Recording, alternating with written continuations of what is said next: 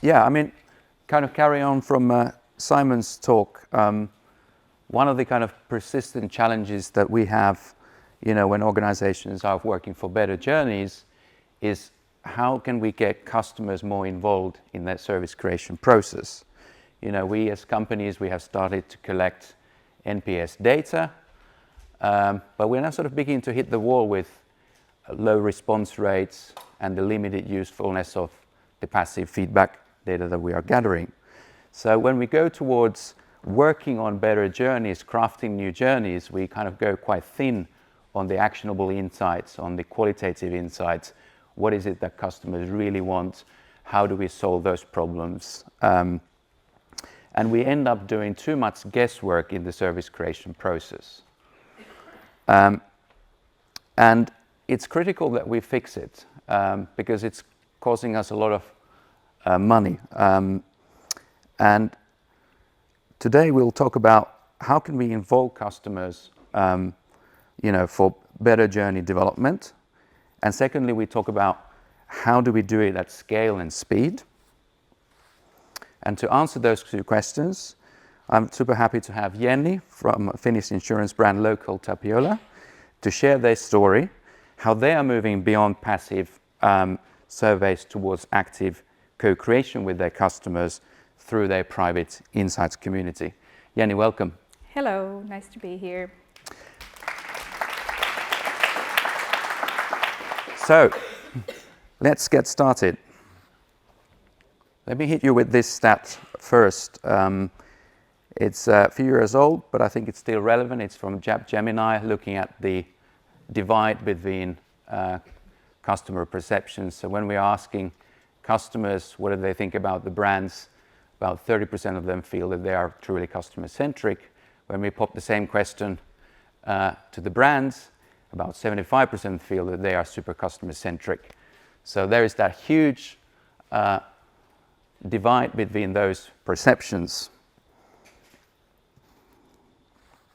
And why is that gap there? I believe that it's still there because we're not talking enough to our customers. So instead, what we're doing is we're playing this dangerous guessing game on customer needs versus engaging them in truly meaningful dialogue to really work out the better services and solutions with customers. So why is customers, working and involving customers so hard then? Let me illustrate this with a challenge. So let's think about a typical case. You might be working with a concept and you like to pop that question in front of customers and get a little bit feedback on how customers perceive it. So on this scale, it looks quite straightforward, right? So let me just source the sample, get in front of customers, and then boom, I have the answers. But it's actually not as straightforward as it looks. You begin to realize when you go into the bowels of the organization that it's actually not a linear process to talk to your customers. It feels more like you're in a labyrinth trying to find your way out towards the customer. So first, you probably hit these cultural barriers, the sort of discussions that you have with David from business saying, oh, I don't think you need that research. We have the projections, so why don't we just go with the business projections instead? Then you run into Mark from development team. Mark thinks, okay, well, I think we should really build it first and then ask questions. And then you have a coffee with Carol from accounts and services department. And she thinks, oh, it's a really sensitive situation right now. We shouldn't really talk to any customers, at least for a month. Let's just, wait things to quiet down before we pop any questions. But, you're a determined animal or a little mouse trying to get through the maze. So you persist and you move on. Next thing, what happens is that you run into organizational silos and red tape.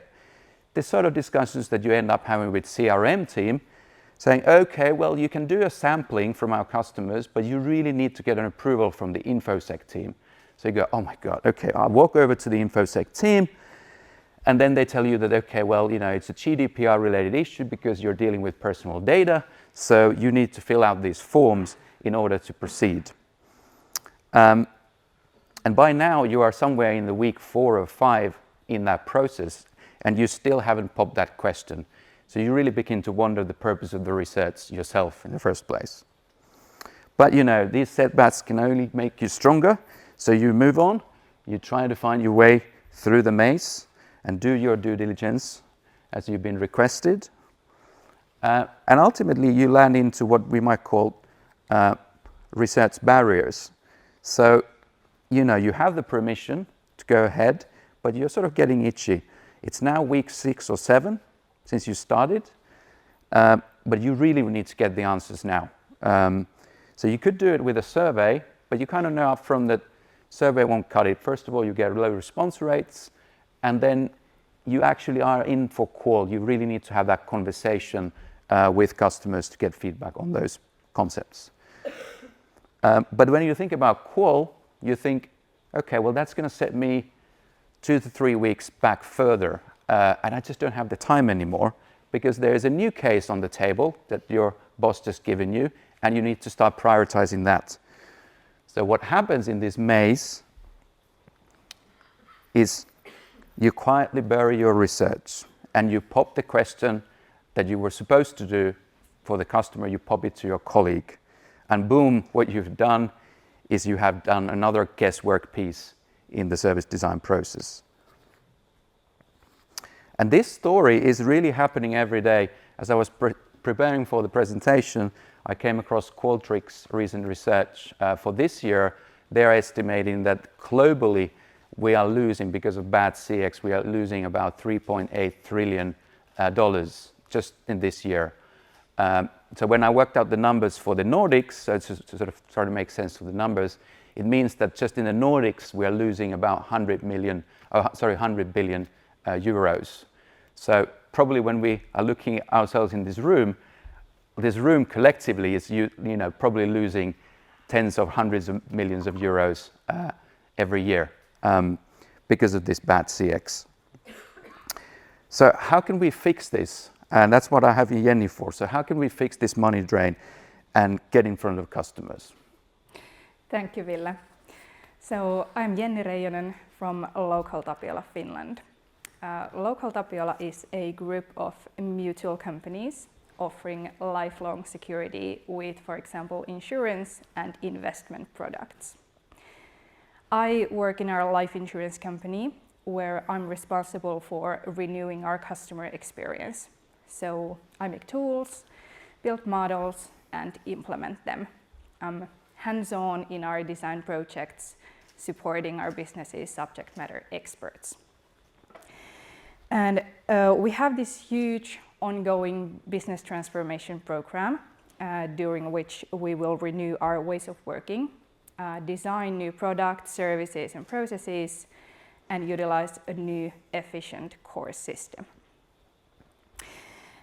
And instead of just replacing our old legacy systems, we are aiming at growth through customer experience renewal. Previously, our approach to development was quite system-centric, and design efforts were rather fragmented or actually non-existent, or used only to finalize new stuff. And promoting design thinking was rather slow and challenging. Every project progressed according to the approach of its leader, design-oriented or not, and often with a ready-made solution already in mind. We, for example, launched an insurance product without studying the target market and celebrated the super fast development process only to find out that absolutely no one wanted to buy it.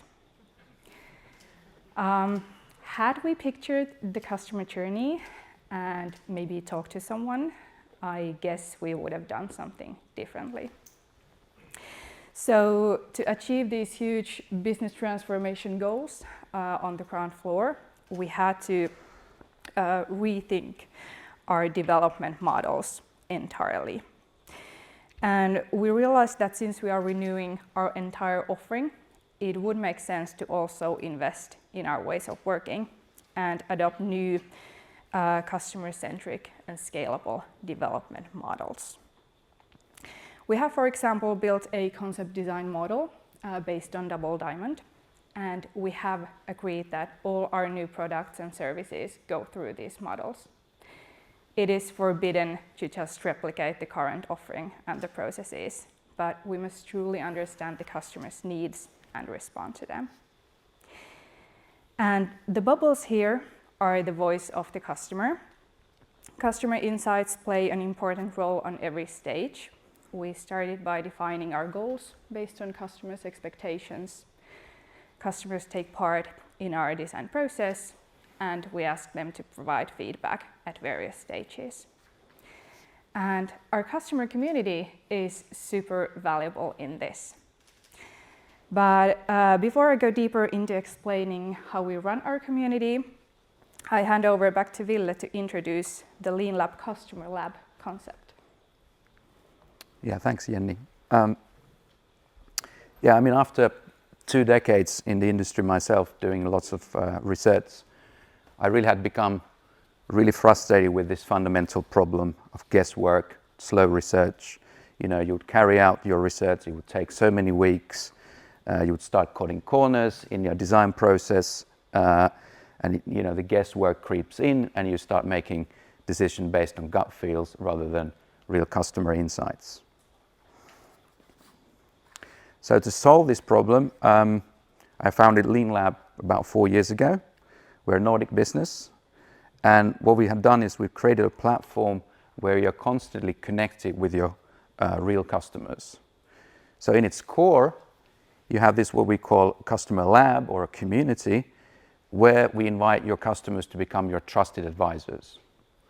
So it's a safe place for you as a company to collaborate with your customers, to empathize, to ideate, to work on concepts and progress them and evolve them further with your real customers. And these programs scale depending on different brands and different needs. So you can start small with a few hundred collaborators or advisors, and then you can scale it to thousands of collaborators if you're, let's say, a large B2C brand. And the recruitment is quite critical. Recruitment itself is quite straightforward. You probably use your own CRM database, but what you don't do is you don't recruit people just to answer surveys. You really kind of motivate them to become your trusted advisor. So that's your approach. You invite them into what you said, the inner circle, so to say. And the results are quite staggering with this type of collaborating with customers and building meaningful connections, is that our customers are reporting about 5 to 10 times higher response rates compared to box standard email survey that you might be sending out. And secondly, they are really cutting the development times massively from what I walk through guys, like the 6-8 week process, down to just 1 or 2 day turnaround. So it's really helping to move faster, develop much more agile, and then the research can become a much more natural part of the service creation process rather than being always the bottleneck. Secondly, one of the conceptual ideas was that I wanted to build a platform that would really genuinely go beyond surveys. So when you think about the double diamond process, you need different tools and methods for the whole journey. It's like, I don't know if any of you guys are playing golf, but in a golf bag, you don't have the driver and the putter, you have the irons and the woods and whatnot. So you need different tools for different phases. So to support this double diamond development process, we wanted to build a set of tools that would allow you to really collaborate closely with your customers. So to give you an idea, if you walk from the top down in the kind of discovery phase of the problem part of the diamond, you might lean for more qualitative tools like diaries and discussions to really kind of dig deeper into journeys and experiences. And the qual really then helps to kind of reveal the why behind those answers that you'll probably not get from standard surveys. And then in the mid stages, you have concept galleries and preference tests where you can show and quickly get feedback from various different concepts to evolve those ideas with your real customers. And at the bottom, when you're approaching launch, you can set up beta test groups, you can embed Figma prototypes for fast usability tests if you're working on digital, again, to eliminate any last minute challenges and issues. So the whole point of this toolkit, this 9 tools in total, is to really kind of bring this sort of a Swiss Army knife for the customer-centric innovation teams to really kind of always pick the right tool and method for the right purpose. So you are then able to kind of move away from forcing every question into a box standard survey or then running a really low qual research project. And thirdly, I've been doing, thousands of hours building research reports with my previous venture as a research consultant. And the frustration I always had was that you'd spend a lot of hours on building that, and then once it's presented, it's gone. The presentation would then begin to gather dust. So with Lean Lab, what we wanted to do is build these smart dashboards where all the results would be immediately accessible. You don't need to work tens and tens of hours to work out what the data says. Instead, with quick dashboards, you're immediately able to see, okay, where should you take the next designs? We've married the qual research and the data into the quantitative reports as well. So you can see here on the left, it's like a concept test, for example, where you can see the numbers, but then you can see the whys right below the numbers. And then also in the middle there, you can have an example of, you kind of segment your results by different customer groups. So you're not just relying on total sample of a few hundred people, but you actually are able to work with the core customer groups and really understand what makes them tick. And the result again is that you're saving lots and lots of critical time in the report phase where you are kind of trying to work out what the data is saying and then swing it into action. And from a business point of view, then really is helping lots of companies to cut down the time to market times and really deliver better CX faster and see that CX impact faster in the organization. But enough of platform theory. Let's put all this into practice and hear from Jenny how you guys are using Lean Lab and your customer community to connect customers with journey development. Yes. Well, first of all, selling the idea of setting up a customer community was actually quite easy. The need for a fast and easy way to get feedback from our customers was widely recognized. And it was so rewarding to have these internal discussions where everyone was like, yes, please do this. How can we support you? And so we got people from different parts of the organization to write, for example, the data privacy consent forms and to compose the list of customers to be invited, write the invitations and to send out the actual messages and so on. We didn't promise customers any rewards or raffles, but we told them that we would really appreciate them taking part in our development. We recruited about 1,000 customers to our community, and they're very active. We get the majority of the answers during the first 2 days after publishing an activity. And we utilize this on all the stages of development, from gathering the needs to testing ideas and prototypes. And in addition to these activities inside the community, we also invite the members to take part in interviews and workshops. The initial challenges or hesitations concerned the administration or managing the community after setting it up. We didn't have anyone who could work as a full-time community manager, and it would have been dumb to put a lot of effort on establishing the community and then just leave it there without any continuity plan. So we made a plan. We have agreed, for example, to have activities in the community at least once a month. Usually there are 4 to 5. And we manage and update the plan together with our community manager team. We have bi-weekly meetings, Teams channel, and the continuity plan on a Miro board. The team has around 10 members, some more involved than the others, but we all are responsible for telling about the community internally, utilizing it on different projects, and producing activities for the members. We have also agreed that no one publishes an activity alone, but at least one colleague needs to see it through, and they can suggest modifications or splitting the activity into smaller ones, because taking part needs to be easy and fun for the member. Our community has been up and running for about 2.5 years now, and we have had over 100 mini research projects so far. We have studied everything from investment experience to mobile app usability, and from life insurance stories to choosing a car repair shop on our website. So it really helps us to connect with our customers faster and to deliver right solutions. That's very interesting. You brought 2 cases that you are able to share today. So the first case is more of a kind of a tactical way you're using Lean Lab for the continuous improvement process. So would you like to walk us through what you did? Sure. Contact inquiries and quote requests are the most important leads for private customers within our group. And this development work focused on optimizing our website for lead generation. We did this in 2 phases. The first activity was purely aimed at understanding why would someone reach out via the web page in the first place. What are the customer needs behind these inquiries?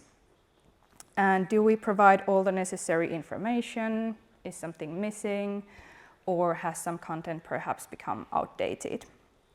And while data was available, it did not fully explain the underlying needs.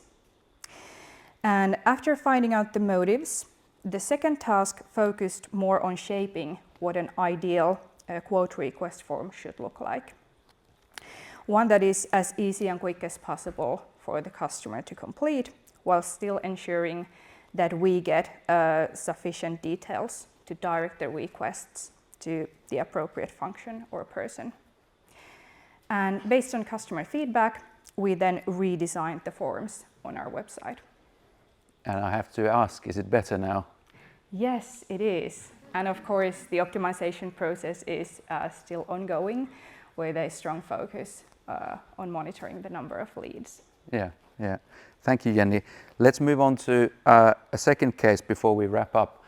This is more strategic that you did a few years back when you started your community first to kind of advise the strategic direction for the CX development and what to prioritize. So can you walk us through this case? Yeah.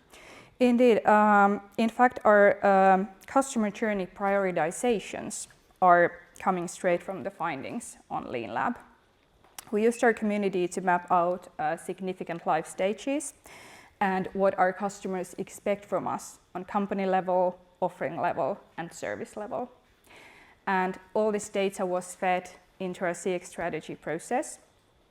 And based on the evidence, we selected certain areas where we believe that we can make a difference and really enhance the experience for the customers. Yeah, and again, it's a fantastic example because when you're seeing lots of areas to be prioritized and you're trying to wonder like where the consumer value or the customer value is, then you guys use this tool to really quickly validate the direction and choose, okay, which ones are really sticking out rather than ask from David or Mark from business, to get the direction. So I think it's a very, very smart way of developing, strategic directions as well with customers. So let's go to our final wrap-up.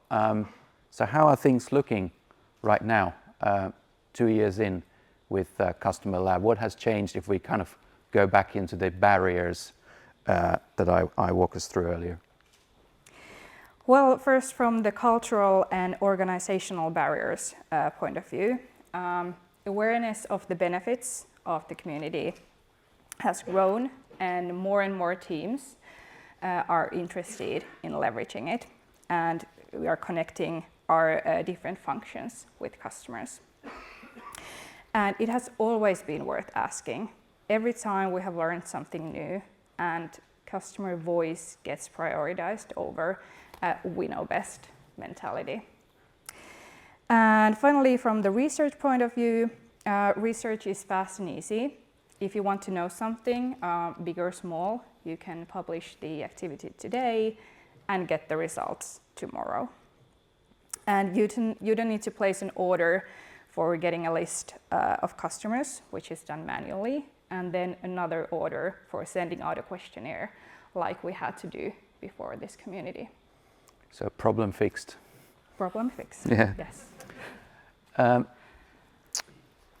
Before we take questions, if you guys are interested, Jenny and I are doing a deep dive into how they're running this community specifically. So you can take your phone out and take a screen grab of the QR code. So it's in a few weeks, and 9th of April at 9 set. It's a 45-minute session online, so you can join us there.